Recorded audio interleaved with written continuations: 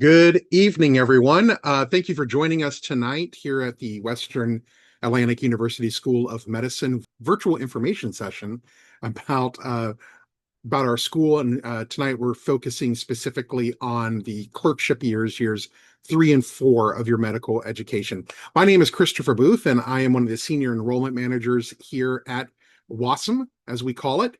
Joining us tonight is our campus dean, Dr. Laura Welke. So Dr. Welke is joining us from Freeport, Grand Bahama Island, where our school in your pre-clerkship years, where you will be attending. Also joining us is Dr. Paula Wales, our provost and chief operating officer.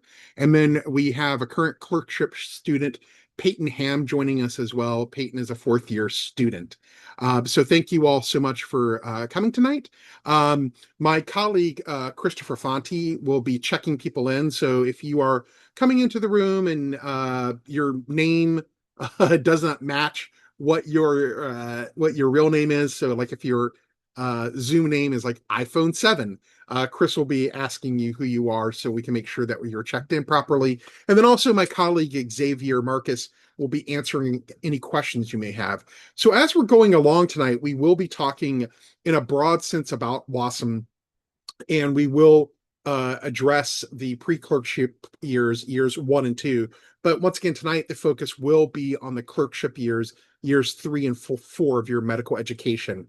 So as we're going along tonight, if you have any questions about WASM or about the admissions process or about the school, feel free to drop those questions into the chat, and either Xavier will be answering for you live some of your questions, or we may address your questions here in the live element of the presentation.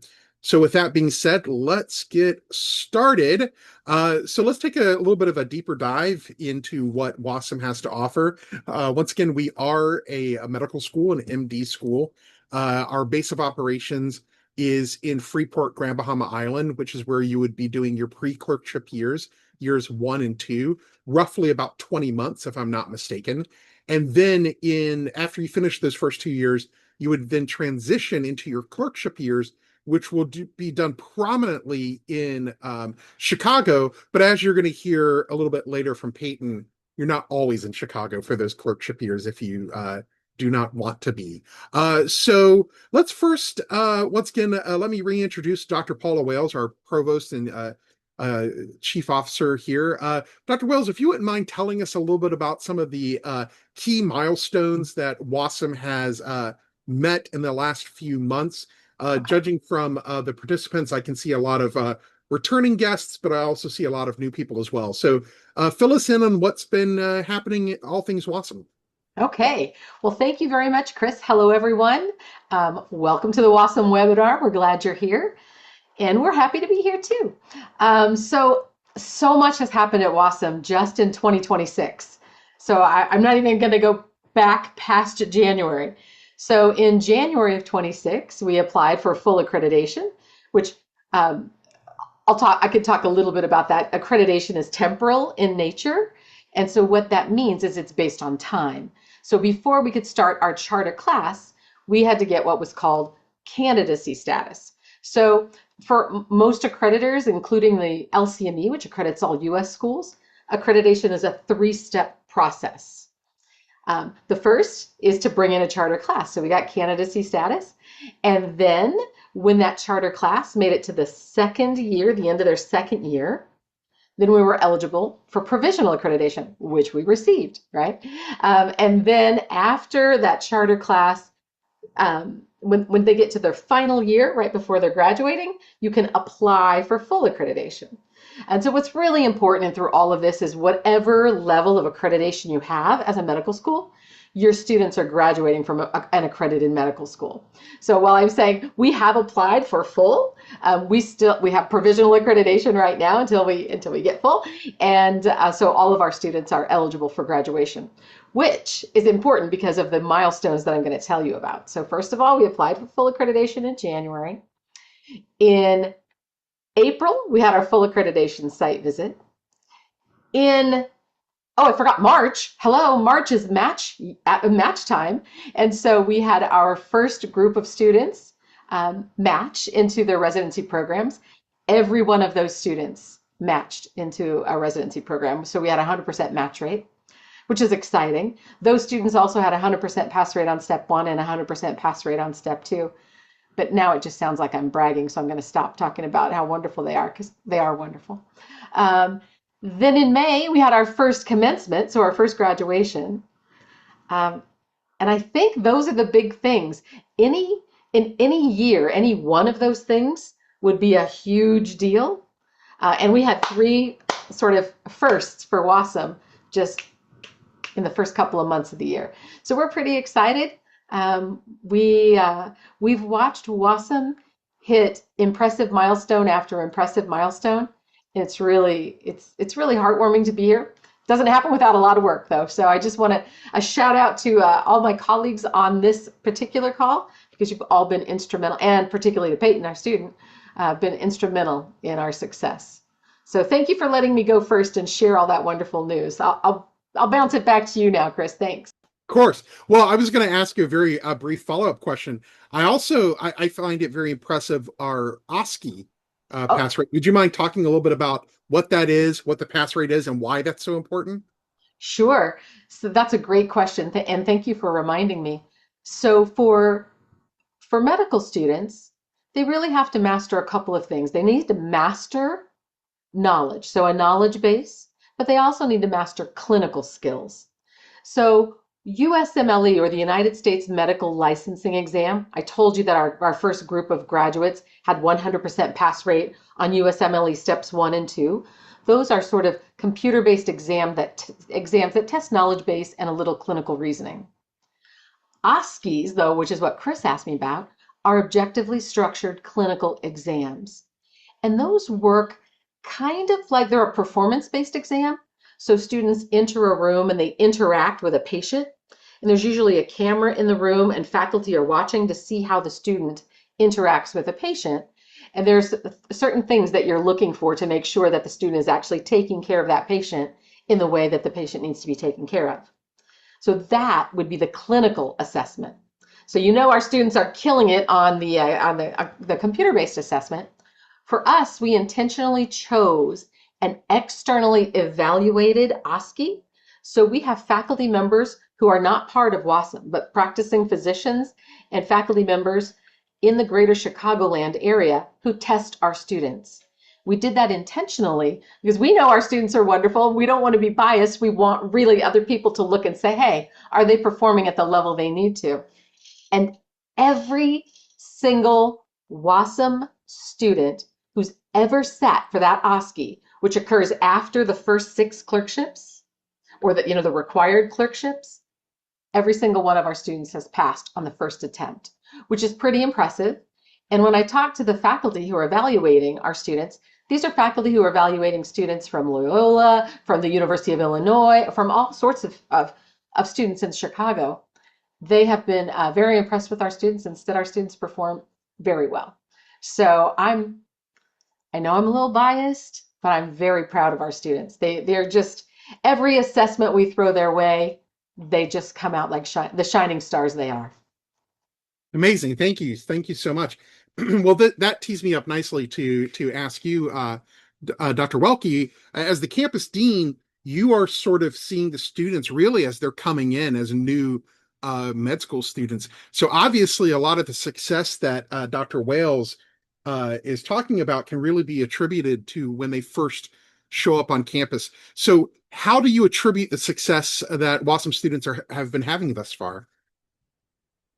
Oh my goodness. There's so many things. So, first of all, I think we have an amazing advantage as a new school to build a really wonderful active learning and integrative environment our faculty are amazing and the students that come in learn in that way and pairing really the foundational content with the clinical sciences and integrating that all together really tees students up to be successful here.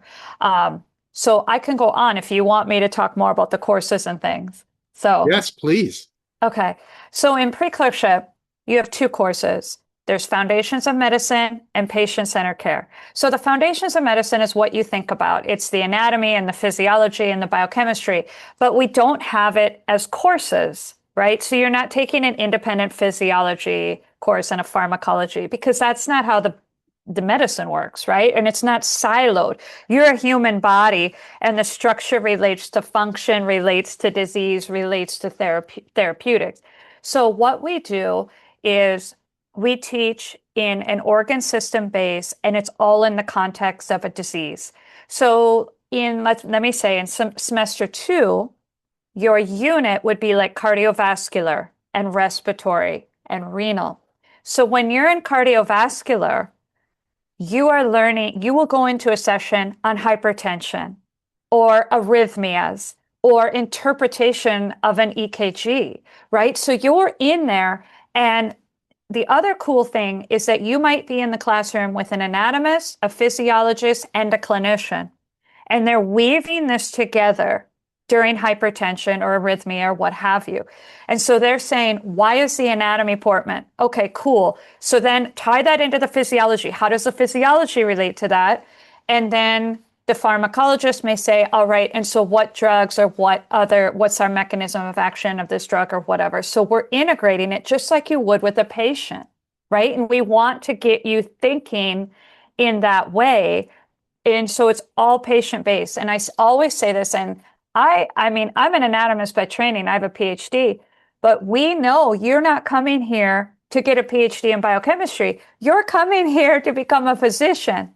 So all of our content outline, all of our classes are all built around what do you need? What are the tools that you need, and the learning objectives and the content outline that aligns with the National Board of Medical Examiners, aligns with what Dr. Wales said, the USMLE exams. What do you need to be successful? And we have created, because we're a new school, we've created our entire curriculum around that. And I think it's really, really special to have content experts with the clinicians and integrating all of this together for you. So I'll stop there. Amazing. Thank you. Thank you so Yeah. much for that overview. And we'll probably a little bit later on in the presentation come back for some more specifics. But at this moment, I would really love for Peyton to reintroduce herself and let us know where she is in the process and where she is currently doing her clerkship. All right. Hi, everyone. My name's Peyton Ham. I'm in M4 here at WAUSM. I'm currently in Houma, Louisiana, finishing out my electives. I did my entire third year in Chicago, and then did my first 3 electives there in Chicago as well, and then my final 4 here in Louisiana. Amazing. And so we've heard Dr. Wales sort of talk in this larger sense about the success that WASM has been having in an aggregate. And we've also heard Dr. Welke talk about the experience of the students in the first 2 years. How have you seen these things play out in your 4th year? Have you found the foundational education that you received in the first 2 years help you in your 3rd and 4th year? Oh, yeah, absolutely. I mean, everything starts from day one at WASM, even PCC, which is where we get to do sim labs and everything for those that don't know. But from working on the robots to having, real inpatient people on the island that come in, it just translates into having real patients perfectly. And as soon as I stepped in Chicago for my clerkships, the very first day, the doctor sent me to see a patient. And it really is that fast. Like they just, baptized by fire. They throw you in there. So to have that training beforehand, it was the perfect preparation I needed. Amazing. And when you were first looking at a med school to join, what stood out to you most about WASM? I really liked the hands-on education that WASM provided, as well as how you get to integrate everything firsthand, being PCC. And then the small classroom sizes I personally needed. I felt like I needed a more one-on-one connection with the professor. So I preferred that over a classroom of 1,000 students. Amazing. And now that you're, I think you said you graduate in November, right? I do. Now that you're sort of seeing your education kind of reaching its apex, um, what has like stood out to you the most? What has been the most helpful over the past 4 years? Oh, to pick one thing specific? No, I would just say all of it. Um, from the first 2 years getting your basics down and then still getting to dip your toe into PCC and patient care, up until transitioning into third year, starting to sit for your shelf exams, and then now step one and step two as well. I think everything perfectly fits together. Amazing. Thank you. Thank you. Dr. Welke, I wonder if I could kind of come back to you very quickly. You had started to speak a little bit about the pre-clerkship education. And once again, I know that tonight we will be talking a little bit more about clerkship, but I really think it's important for everyone to understand the foundations of what the students are doing those first 2 years. We utilize an integrated curriculum, and I'm curious to know in practice, how does that end up benefiting the students, especially since we keep coming back to this idea of PCC or patient-centered care? Yeah, so I talked a lot about like the classroom experience and in the foundations of medicine, like that content, learning the physiology, integrating it to disease and clinical. But then Peyton mentioned that we have a PCC course, and what that is, it's called patient-centered care.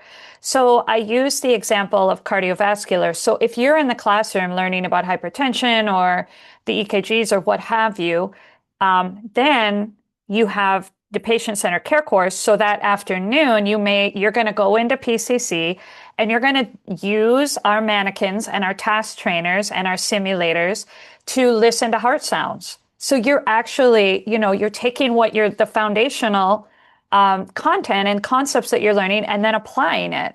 And it's like, as Peyton said, it's all very hands-on. We see a video running right now. This is our simulation center, and these are some of our Apollo 3G mannequins. And you'll see that students come in and they're going to be faced with a scenario.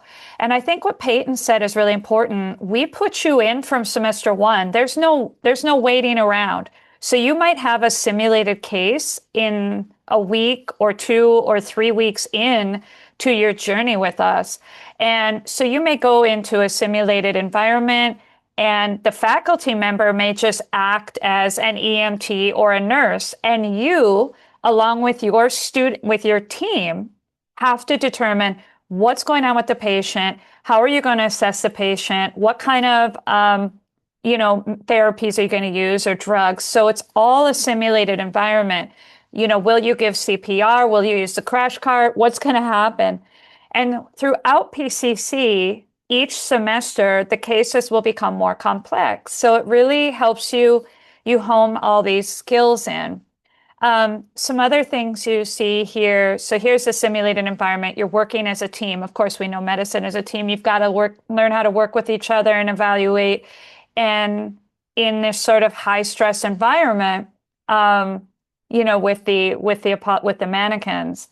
And these mannequins are highly sophisticated. They can do all sorts of different things, from sweat to seize to all the things.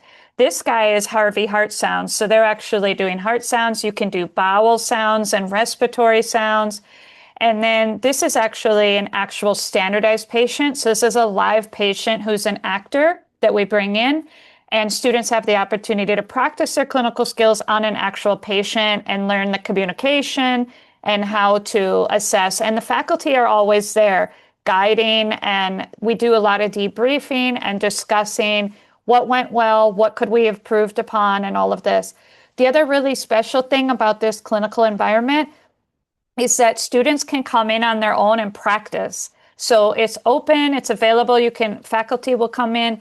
And I think that's really wonderful because, as Dr. Wales said, our clinical OSCE, students have performed really well on that, and that's all due to practice. So Peyton and her colleague, her peers could come in and practice. You could come in and practice every day if you wanted.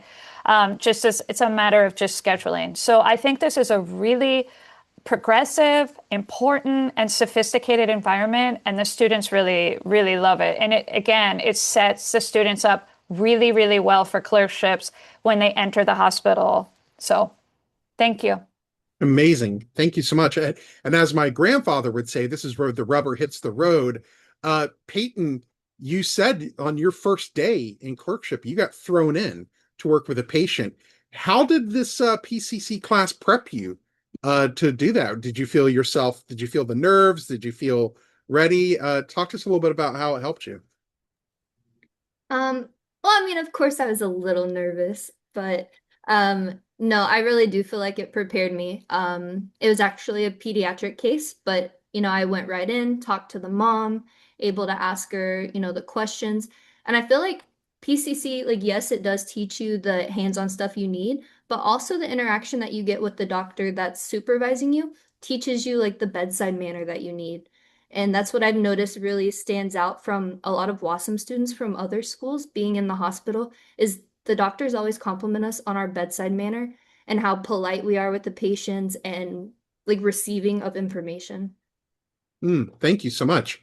Well, this is a great tee up, and as I'm teeing this up, once again, if any of you all watching have any questions, please feel free to put those into the chat, and we will do our best to answer them live, or to have Peyton or Dr. Wales or Dr. Welke answer them, and soon Dr. Ham to answer them. But I think Peyton, you really teed us up nicely because Dr. Wales, look, I know you and I can both cheerlead WASM here, but something Peyton said reminded me of something that I may or may not have heard through the grapevine, which was that one of our clerkship hospitals was so impressed with our students and their ability to work with patients that we ended up actually kind of taking over more roles for patients within that system. Would you mind talking a little bit about that? Hopefully I didn't tee you up too much. No, that's fine. Yeah, our students do a fantastic job, and the clerkship sites that they've gone to have been very interested in having more and more of our students. So that's a wonderful challenge to have from my perspective. They want our students there, and I've heard stories like Peyton's. Um, I had a student who called me on the very first day of his clerkship experience, and he was in surgery, and he got to first assist. So for those of you who don't know, that means first assisting in surgery, which is a pretty big deal for a first day third year medical student. Oftentimes those first day medical students are sort of standing in the back or at most holding a retractor, but our students get to first assist. So regardless of what the stories that you've heard or all those things, Chris, the fact that our students are getting to do that means their clinical skills are really great. Otherwise, the physicians would not trust our students with their patients in that way. So that is just telling. But plus, they also told me that they think they're wonderful. So there's that too. Amazing. Amazing. Yeah, and this is a great segue into the clerkship years. So if you wouldn't mind, Dr. Wales, please telling us about WASM's clerkship curriculum and how years 3 and 4 properly prepare students for residency placement and the transition to graduate into from medical education. Certainly, I'm happy to do that. I think students really like transitioning into the third and fourth year because they've come to medical school to be physicians. And once they hit the clerkships, that's what they're doing all day long. They also have to study in the evenings, but all day long they're in clinical environments. So the way that works for our third year, the students take 48 weeks of required clerkships, and those are divided into 6 clerkships. So they're 12 weeks of internal medicine, 12 weeks of surgery, and then 6 weeks each of OBGYN, pediatrics, psychiatry, and family medicine. So the students can rotate in any order. Up until that point, it's been very prescribed, so that they all went to first semester, then they all went to second semester. Once they get to the clerkships, they can take those 6 in any order. Once they finish those 6, then they start on selectives and electives. The selectives so students are required to take 4 weeks of urgent care or emergency medicine and 4 weeks of a sub-internship. A sub-internship is like it's almost like what they would experience in residency. So they have more patient responsibility. And the reason that's an important thing to show up on the students' transcripts is because the students will be applying for residency programs. So those program directors can look and say, oh, this student's done a sub-I. They know what it's like to be a resident. So that gives those program directors a little more confidence that our students know what to expect on day one of residency. And then students do electives. And what I would say for electives is that each elective week is kind of worth its weight in gold. And what I mean by that is the elective portion of the curriculum is the time where students entirely tailor that curriculum to best fit their needs. Their needs could be maybe they want to match into a very competitive specialty. And so they want to take some electives that will help them be best positioned to match into that specialty. It could be that, every year I've had students say to me, Dr. Wales, I emerged from my mother's womb knowing I was destined to be a surgeon, right? And then you might look at their scores and go, gosh, I don't know whether you're really competitive for that or not. So let's put you in an audition rotation. And an audition rotation is where you find a place like, say, like maybe a community-based residency program where a student could go do a great job. And if they do a great job, they're more likely to be invited back for residency. It could be something as interesting as a student might want to be a pediatrician. So they might want to be sort of a general pediatrician where they see sick kids every day, but they want to rotate on a pediatric surgery rotation just so they'll have a little bit of experience with that so they can share that with their patients should any of their patients need to go to surgery. So it's just one of those, the elective time is just a wonderful opportunity for students to explore, to do things they might not get another chance to do, and to position themselves well for residency. And I think one of the things that WAUSM does really well is we have strong career advising. So we know who our students are from the very beginning. We have multiple presentations with them, multiple conversations with them. They have to develop CVs. They have to talk to us about what they want to match into. So by the time they get to the point where they're selecting electives, we've already thought about it. We've already talked about it. The students know what they should be doing, where they should be going. So I think it's a really exciting time because it starts to feel like they're really in the clinic and they're really being doctors every single day. Um, Amazing. Thank you. And we didn't really get a chance at the beginning to really talk about you and Dr. Welke's backgrounds, but I know that you come from a very rich clinical or very rich medical education background, having worked both in the US and in international schools.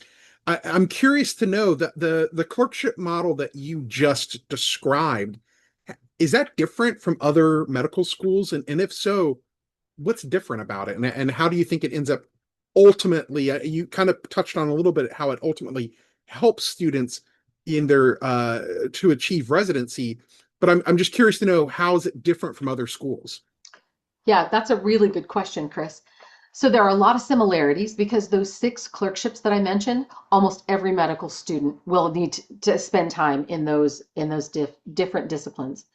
I think one thing that makes us very unique is the sub-I. Not all students in all medical schools get an opportunity.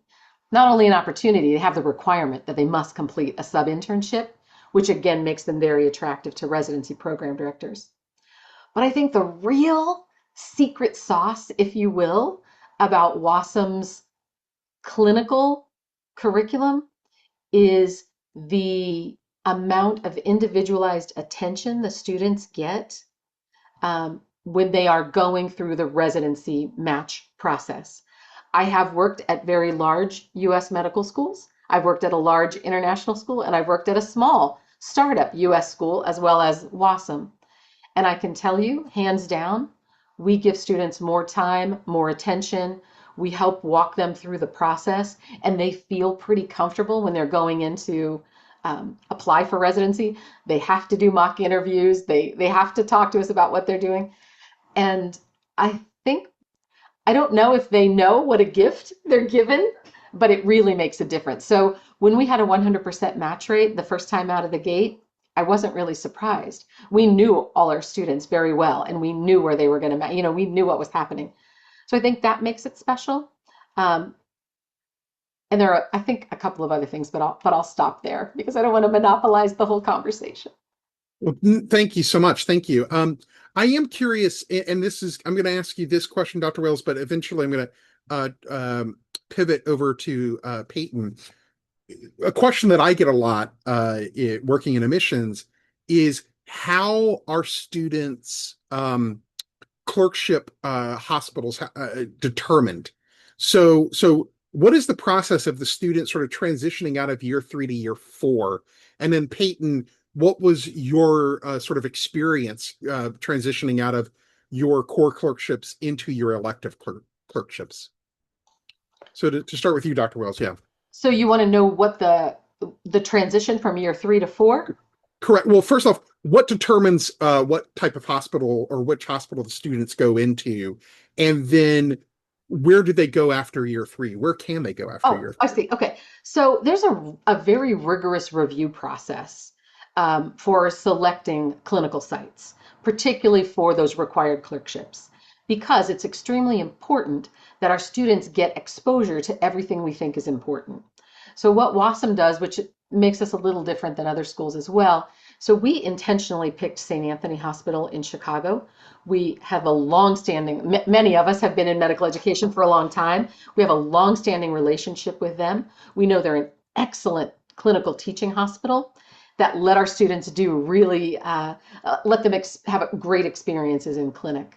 They also work with us to make sure that the students get all of the knowledge that they need to perform well on step 1 and step 2. And so what we have at WASM is, and most medical schools don't have this, everything in our clerkships, regardless of this clinical site that you're assigned to, everything in clerkships is on Canvas. So if you're taking pediatrics, regardless of where you're taking pediatrics, you all have the same cases that you need to see. And so if you don't see them in clinic, then there are alternative cases you can do to see those kinds of patients, and those could be computer generated. So the curriculum is robust. It is as standardized as we can make it when different patients are walking in through the door. But beyond that, we have a really close relationship with the faculty who are there teaching.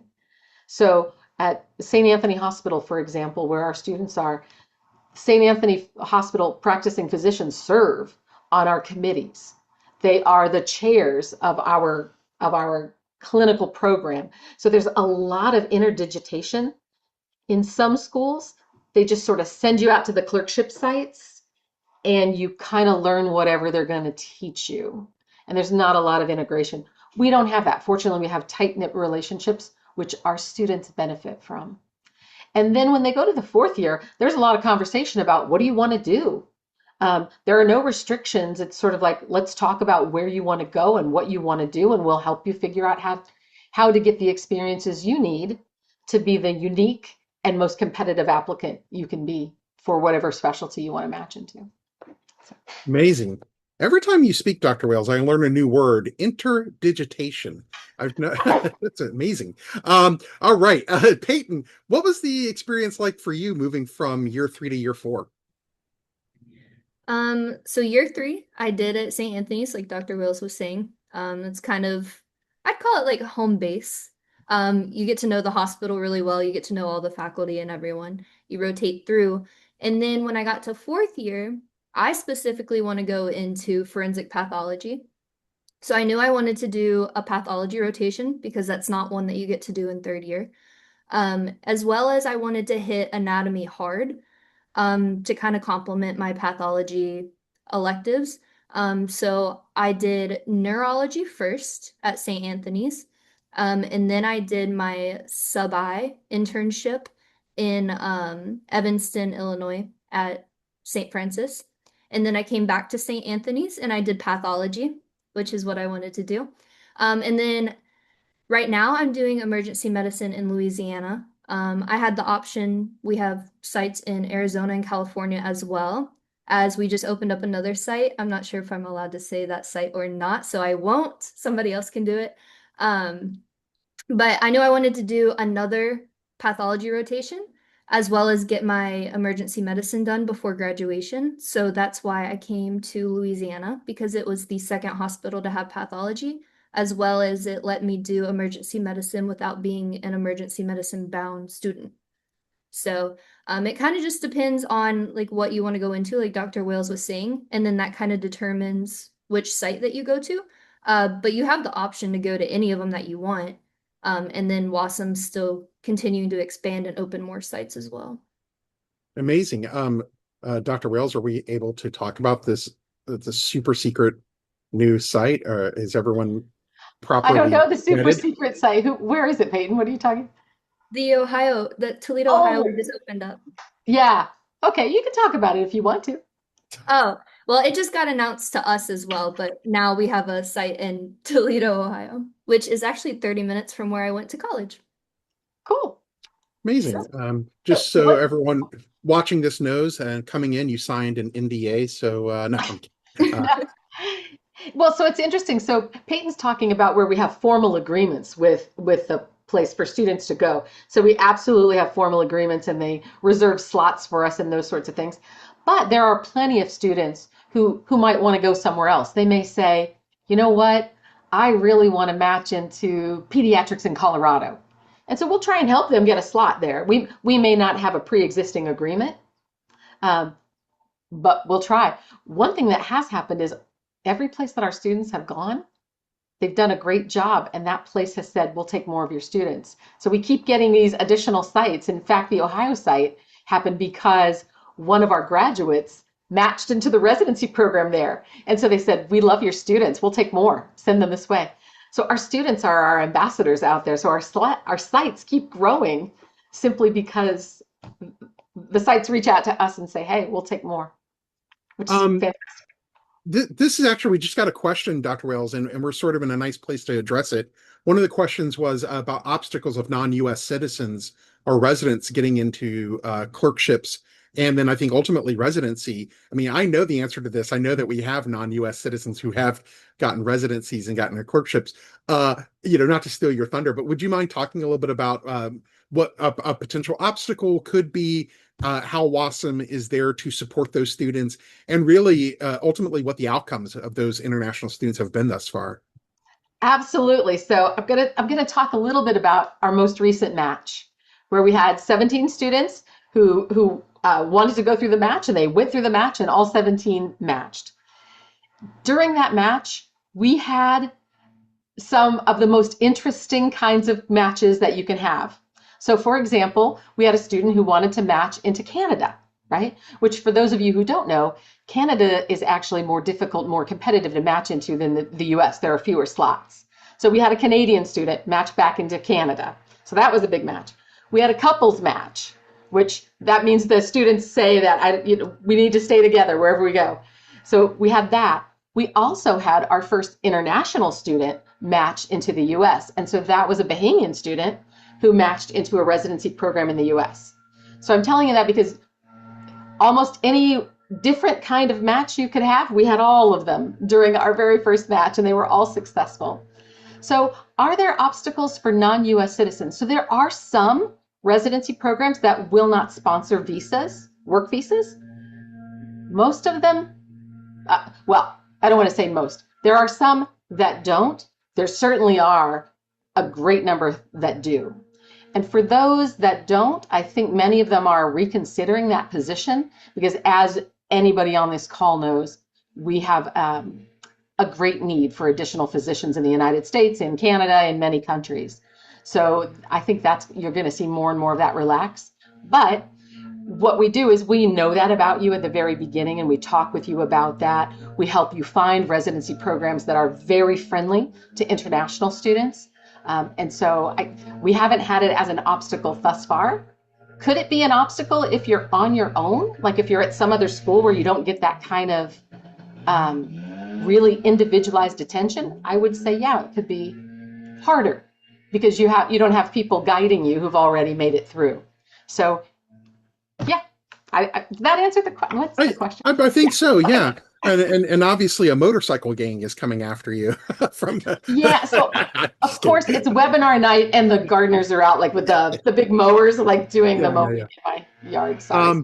But also for the international student, we also have international immigration lawyers on retainer, and so if you're experiencing even in the visa process of transitioning into the pre-clerkship years, if you're experiencing any issues, please reach out to your senior enrollment manager as soon as possible, and we can set up meetings with you and those lawyers to help you navigate. Because a lot of in my previous position, I worked a lot with international students. A lot of the obstacles that you may be experiencing really can be solved with time and intelligence. And I'm the first one to say, I'm not smart enough to help you on it, but I do know someone who is, and I have the time to help you. So we can help you navigate. You're not alone in that navigation. Obviously, as we have had students match into CARMS and also match into the US. I have a fun question for Peyton, and I swear, Dr. Welke, I will come back and ask you some more questions. But my fun question for you, Peyton, is, and I feel like this question doesn't really get asked enough, because when students start the application process, they get really like, they get tunnel vision about getting into school, and then they get into school and it's about getting the grades and passing. But I would love to know if you could tell me a moment in your clerkship where you realized, I'm doing this. I'm actually becoming a doctor. Like this is happening.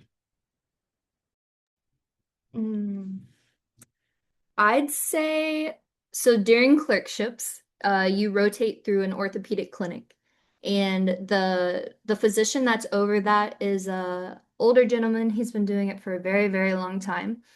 And I remember I went in, saw my patient, came back and presented to him. It was probably my very first or second day with him. And he just looked me dead in the eyes and was like, "What do you want to order, doctor?" And I think it was that moment that he called me doctor. I was like, wow, I really get to decide what we're going to do. Amazing. Thank you so much. Thank you.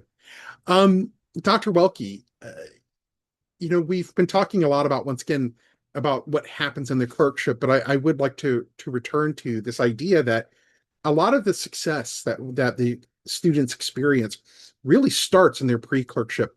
So I'm just curious to know from you, and I get asked this a lot from incoming students or students who are interested in enrolling at WAUSM. What do you think are some of the key sort of character traits a student needs to have in order to be successful at WAUSM in their first 2 years? Yeah, it's a great question. We here in pre-clerkship, we talk about help-seeking behaviors. And I think we also embrace vulnerability. We have a culture here that's collaborative and open and honest, and we want to have dialogue and communication. I mean, everyone is coming here to learn, right? If you knew everything, you could go take the licensing exam and do it. But you're coming here to learn. And so that vulnerability and that willingness to ask questions, being curious, being humble, being receptive to feedback, and and then those help-seeking behaviors, like I'm struggling with these concepts. I need help with it. And so we really strive to create an environment that is non-competitive. We want students to work together, to learn from each other. We want them to seek out faculty and, and get all the tools they can from our faculty and our Center for Academic Success and all of that. So we have a complete open door policy. That's what we're here for.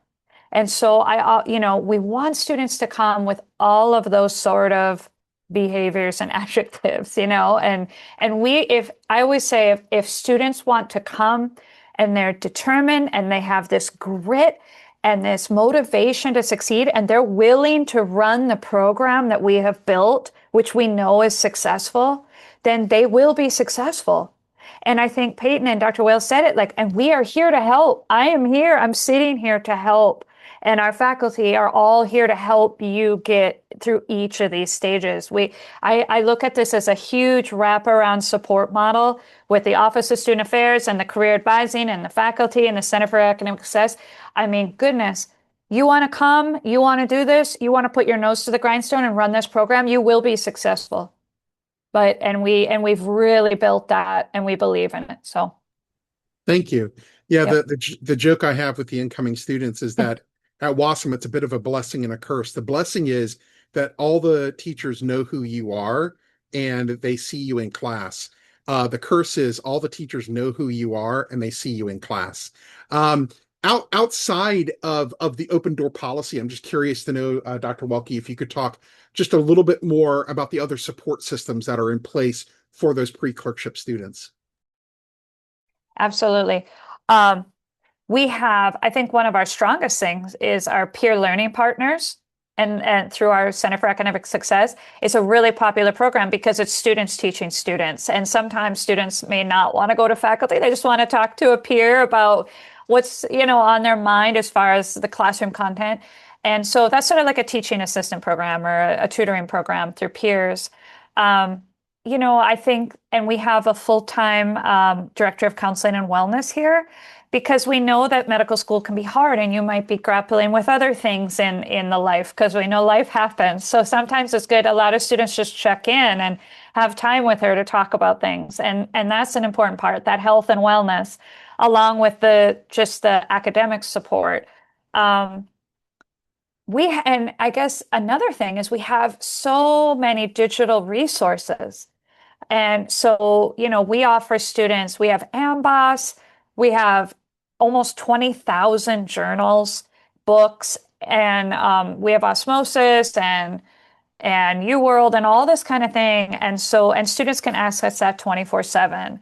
There's just so many things out there that's available to them to hone the academic success plus the health and wellness. And it's like Dr. Wales, I've been at other places. I'm like, wow, we do all this, and we built it that way, and we were intentional about that. And we want to provide all of these things and all of the resources for students, just to make it easy. So because medical school's so hard, so let's put it out there and allow them the access to these things and the guidance to help them learn and grow and be successful, and not have to navigate a lot of this. The extra things on their own, if that makes sense. Amazing. Thank you. Yeah. And we will mention this again as when we start wrapping up here. But we also really believe that the proof is in the pudding. So we do offer student trips to campus so that you can see everything that we're talking about. And before the evening is out, we will make sure to give you the upcoming dates for the fall for those student trips.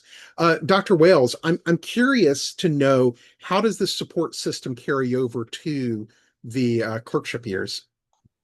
Yep, that's a really great question.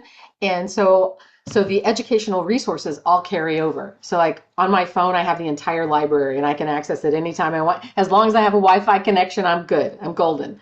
That all carries forward. The Center for Academic Success, provides a lot of academic support during the first 2 years, continues in years 3 and 4. So Peyton's probably met with some of those folks and could probably talk about that. We have a full-time physician whose job is to help students in clerkships, whether they need help with while they're studying for their shelf exams for each discipline, or whether they're working for step 1 or step 2. So just one physician who does nothing but help those students, which is a luxury that not a lot of places have. He's completely dedicated to the students. Plus, there are 3 or 4 more people helping him. What else do we do? So CAS is there. There's a lot of career development, student affairs. They have like events for the students. Like I think not long ago, there was a baseball game, and Peyton can probably tell us what things they've done recently. They get together, they have some social activities. And of course, we do have health and wellness that continues. So the counselor can continue to meet with students. The really nice thing about that is we're small enough that the counselor knows the students on island and can act as a little bit of continuity and care for that student, and then get the student and act as a case manager once the student gets to other places for clerkships or electives. So I think all of the things that we try to put in place carry forward. Amazing. Yeah. Amazing. And then this question now comes to you, Peyton. Um, what support systems have you found the most helpful for you in your journey as a student? Well, I think I've used all of them. I can honestly say. I know being on the island, I used the counseling center a lot. Just being away from home, it was nice to have somebody to talk to about anything but school. So I would kind of just go in there and, talk to her about home and how I miss my family, and then I'd leave feeling happy again. And she told me, go take a walk on the beach. And I did, and it filled my cup. Other than that, I meet with OSA constantly. I'm in the application process for this match cycle. So I think she's the vice president of OSA. She has a meeting with all of the students in this match cycle that she does on, the process and everything, as well as you can schedule individual meetings with her. I have a meeting with her next Friday, actually, and she'll just go over your application, any questions that you have. And I would just say for like anybody out there, I think Dr. Wales mentioned it, but her position that she does for us through the school is actually something that a lot of people have to pay for in other medical schools. And I think that's something that I didn't realize either. And it's definitely been a blessing because money's tight with these applications. It's an expensive process, but she sits with us individually and does all of that and makes sure that we're where we need to be. Amazing. And that person is Danielle McDonald, just for Love those her. watching. You mentioned this idea, and this kind of sets us up very nicely as we're drawing tonight's program to a close. You mentioned this idea of sort of having, I guess I will call it melancholy while you were in Freeport, and part of it, part of helping you through that melancholy was to take a walk on the beach. So I'm curious to know. We'll start with Dr. Welke, who will 100% be taking a walk on the beach after this session is over. How is or why is Freeport Grand Bahama so ideally set to be a great place for medical students, particularly during those foundational years? Yeah, I love Freeport. I love Grand Bahama. I think it's amazing that we're like this close to the United States, and also because even if you're in the United States, you might go in state, out of state, but you might be a little bit away from home regardless, And so I think we're poised so well with our proximity and also just the environment that we're in. It feels like a small town and there's very little traffic. I can get to work in 6 minutes. And so you save a lot of time for, just to do some extra like cooking or studying or whatever it be. And I always say Freeport is just right because there's enough to do. There's restaurants and there's tennis and golf and pickleball or whatever sports, volleyball the students do on Friday nights. And so there's enough to do, but then it's quiet and really serene and beautiful. And so you get into this focus, like you can study and really focus. There isn't all of this extra stimulation. If you're in a big city, like I lived in Manhattan, New York for 3 years, there's all this external stimulation that may disrupt your focus. So here, I think it's really important for students. It's just very chill. There's enough to do when they need to, but then they're chill and they can focus and get the job done. Because when you're coming here, you've got to really just dig in. So I just love it. I just think it couldn't have picked a better place to build out a medical school. So Amazing. As a person who's been in Manhattan for over 20 years, I look forward to you building that addition onto the back of the school that I can see. exactly. We have talked about this, yes. Dr. Wales, slightly same question, but slight variation. What do you think is the WASM difference? What is it about WASM that makes it a uniquely different institution and gives it a unique perspective in how to train future doctors? It's a good question, Chris. I think the WASM difference is that every one of our of our community members, whether that's students or staff or faculty. Every one of us is committed to making the best medical school that we can make. And we're small, we're a small school, we're a new school. And we want every single student to pass. We want every single student to match. We want every single student to soar, to be as successful as he or she wants to be in however way that he or she or they determine that to be, right? So what makes us different, I think, is from a faculty perspective, our reputation is being built. Our reputation as a school is being built by every single student. So every single student is extremely important to us. Every, I mean, I don't want to speak for you guys, but we talk all the time. We're like family. We see each other. I mean, we all know each other. We care about each other. We have each other's backs. And that is super important in medical school, particularly if you're a student. And I might sound a little preachy here, but medical school is hard. It really is hard. And it's much, much harder if you're not in a place where people care about you and they help you make it through those hard times. So we're all here. We're all supporting each other. We're all helping each other achieve excellence, but we've got each other's backs when we need it. And I think that that is the difference in our school. I don't know how you measure that. I don't know. I know that it's been built intentionally, but everyone's important. Everyone's voice counts. We talk about students are really our junior colleagues. They're not like, there's not like this power differential. Like we say to students, what's working, what's not working, how do we change things? There are QR codes on the wall that you can scan and submit your feedback immediately, right? So my point is, in all that, medical school's tough. Make sure you're at a place when you have those hard days or hard weeks or hard months or hard years where you've got people there who support you, but also be one of those people who are willing to support others when they're struggling, because that's what makes the WASM difference. That is what makes our community different.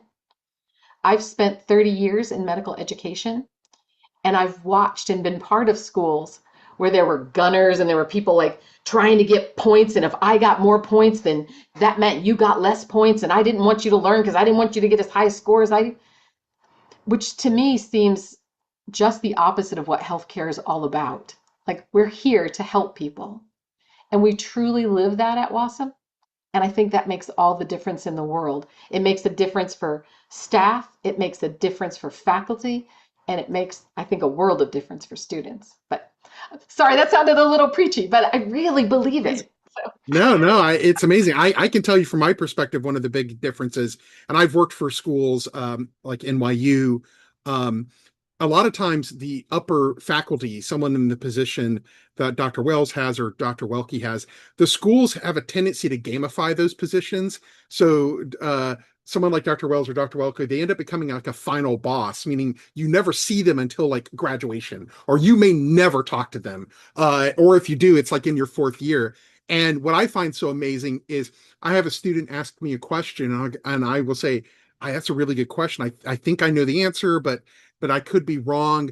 I may need to get someone else to help me explain this better. And Dr. Wales is like, yeah, put me on the call with him. Or Dr. Welke's like, I'll talk to them. And the students are always a little nervous because they're like, oh, I can just talk to them now. Or the students walk in and Dr. Welke is there on day one, or Dr. Wells is there. And I think you guys' accessibility is really one of the main differences in how open you are to talking to students. But that's my soapbox.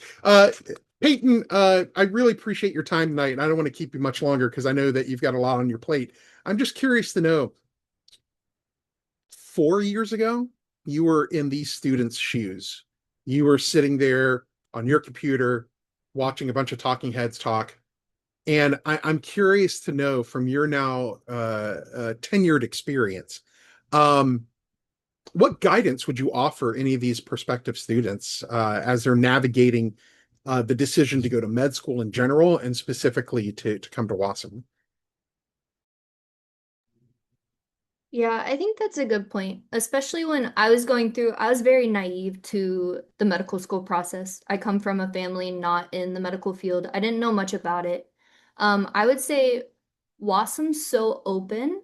I would say ask the hard questions. Like there's not a question that you can ask that's going to offend them, and they're going to answer you honestly. They're not going to hide behind statistics or anything. They're going to let you know how it is. So I would say make sure to ask the questions. And then I think Dr. Wales hit the nail on the head when she said medical school is really hard. It's the hardest thing I've ever done. And make sure you go to somewhere that you're going to like. Not only that you get a good education, but that you have a community that surrounds you and in an area that you like as well. Nobody wants to be cooped up in their apartment studying 24/7. You do have a tiny bit of free time in med school. So I would say make sure you go somewhere that when you do get that free time, you can go enjoy and be a normal human for the 5 minutes that you get. Amazing. Thank you so much. Dr. Wales, what advice would you give to anyone thinking about applying? Yeah, I would say do it. If you're thinking about applying, you want to be a physician, apply, right? Get started, get going.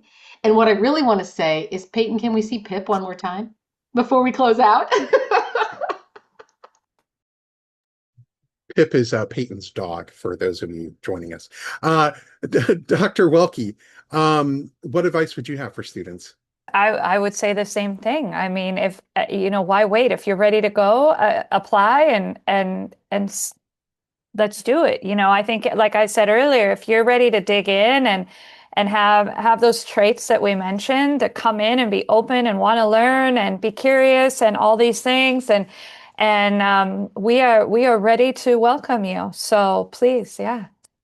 We have student trips coming up in October, November, and December. They're October 22nd, November 19th, and December 3rd.